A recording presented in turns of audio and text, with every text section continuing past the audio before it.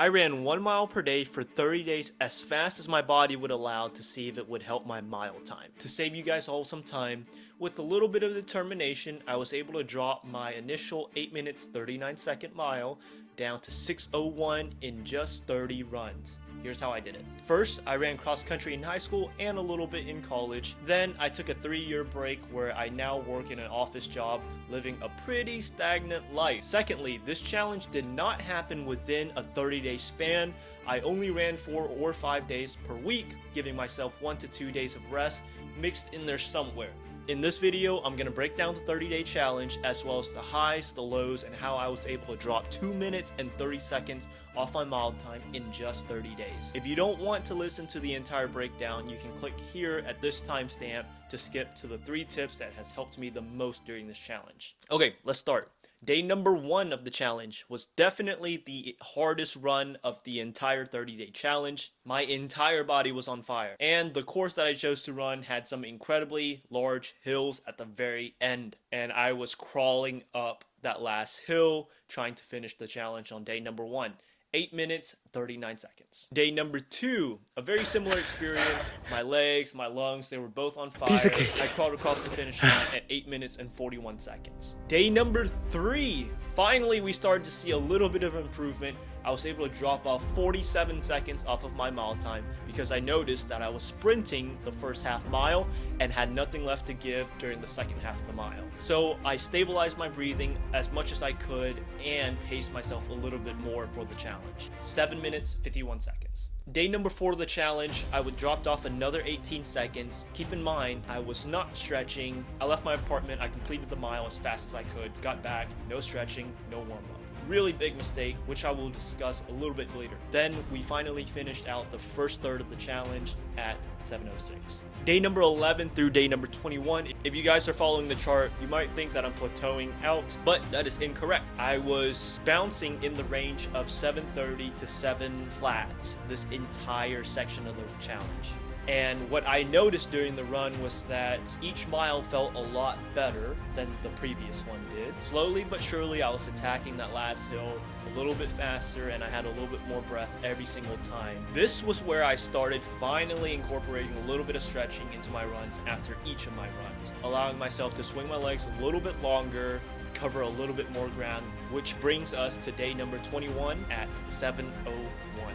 Day number 22 to day number 25 of the challenge. This was a very cool section of the challenge. This was where I finally broke sub 7 and got into the 6s. I was super excited to finally break into the 6s after spending nearly another third of the challenge hovering around the 7-minute mark. Didn't really think it was possible, but I'm glad I finally did it on day number 25.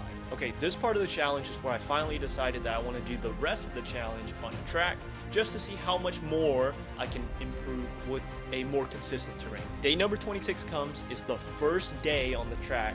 I really thought I was going to be able to blow my personal record out of the water with a 6 minutes and 15 second run. I was completely wrong. After training on the current super hilly course for the last 25 days on a downward first half of the mile, I wanted to keep that pace on the track. Unfortunately, I wasn't able to. I burned myself out within the first half mile and finished out day number 26 on the track at 6 minutes 49 seconds. With only 5 days left in the challenge, how can I maximize my mile time? So what I decided to do was introduce a 1 mile warm-up for the rest of the challenge, as well as a pre and a post stretch. I dedicated about 15-20 minutes to stretching before the run, and then an additional 20 minutes to stretch after the run. Day number 27 of the challenge, with only 4 runs left, we locked in.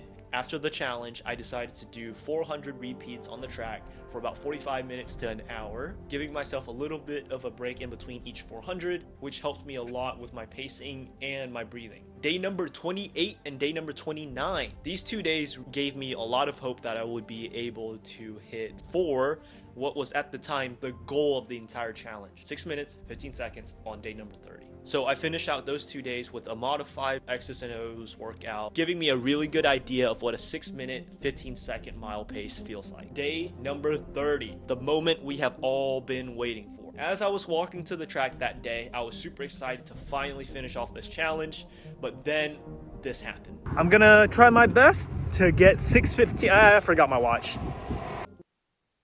I forgot my watch. And I decided, you know what, screw it. What we'll do instead is set up my phone camera, record myself, and check the footage afterwards to see exactly what my mile time was. For our 30th run of this challenge, I got down to 6 minutes and 1 second. I had no idea that I even had a 6-minute flat mile in me. The three main things that I think helped me obtain that 6:01 mile in just 30 days. Number one, consistency.